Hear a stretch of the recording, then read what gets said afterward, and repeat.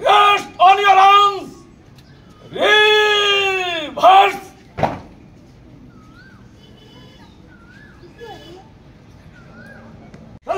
Salam jawab. Salam. RAB ৭-এ কর্মরত অবস্থায় আত্মহত্যা করা বাংলাদেশ পুলিশ বাহিনী সিনিয়র এএসপি পলাশ সাহার অন্ত্যেষ্টিক্রিয়া সম্পন্ন হয়েছে।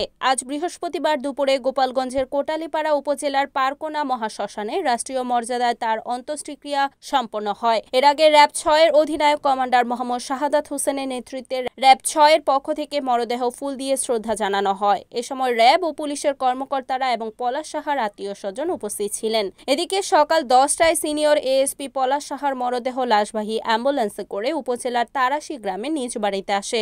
এ সময় পলাশ সাহার মা, ভাই বোন সহ আত্মীয়স্বজন কান্নায় ভেঙে পড়েন। গোটা এলাকা জুড়ে একটি আবেগঘন পরিবেশের সৃষ্টি হয়। গত বুধবার দুপুর 12:30টায় র‍্যাব ৭-এর চান্দগাঁও ক্যাম্পের ৩য় তলায় অফিস কক্ষে নিজের নামে ইস্যুকৃত পিস্তল দিয়ে মাথায় গুলি করে সিনিয়র এএসপি পলাশ সাহা আত্মহত্যা করেন বলে জানিয়েছেন তার ভাই নন্দলাল সাহা।